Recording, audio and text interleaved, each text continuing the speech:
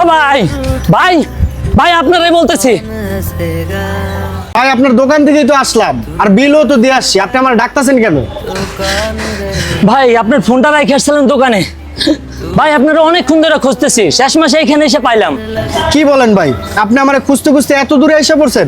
আপনি তো মোবাইলটা দোকানে রেখে দিলেই পারতেন, আমি পরে এসে নিয়ে যেতাম। ভাই যখন আপনি আমার দোকানে ফোনটা রেখে আসছিলেন না, আপনার মা বারবার করে ফোন দিতেছিল। আরে ভাই, আমার মা তো সারাদিনই আমার কল দেয়, আপনি শুধু শুধু এত কষ্ট করলেন। কি বলেন ভাই, আপনার মা সারাদিন ফোন দিলে সারাদিন এই ফোনটা রিসিভ করেন? ভাই আমি ভাবছি আপনার মা আপনার সাথে গুরুত্বপূর্ণ কথা বলবে, কারণ ভাই আপনার তো মা আছে, বারবার ফোন দেয়, চেষ্টা করবেন বারবার রিসিভ করার জন্য। ভাই দুনিয়ায় অনেক মানুষ আছে যার ফোনে মায়ের কল আসে না। ভাই আপনার তো মা আছে, তাই হয়তো বা গুরুত্বটা বুঝতেছেন না। দুনিয়ায় এমনও লোক আছে যার মা নাই, সেই বুঝে গুরুত্বটা।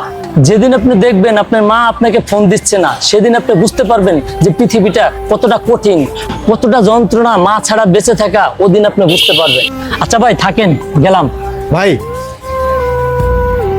ভাই আপনি হয়তো বা ঠিকই কইছেন, আমার মা আমার এতবার কল দেয় দেখে আমার অনেক বিরক্ত লাগে, কিন্তু আমার তো এত বিরক্ত হওয়া উচিত না।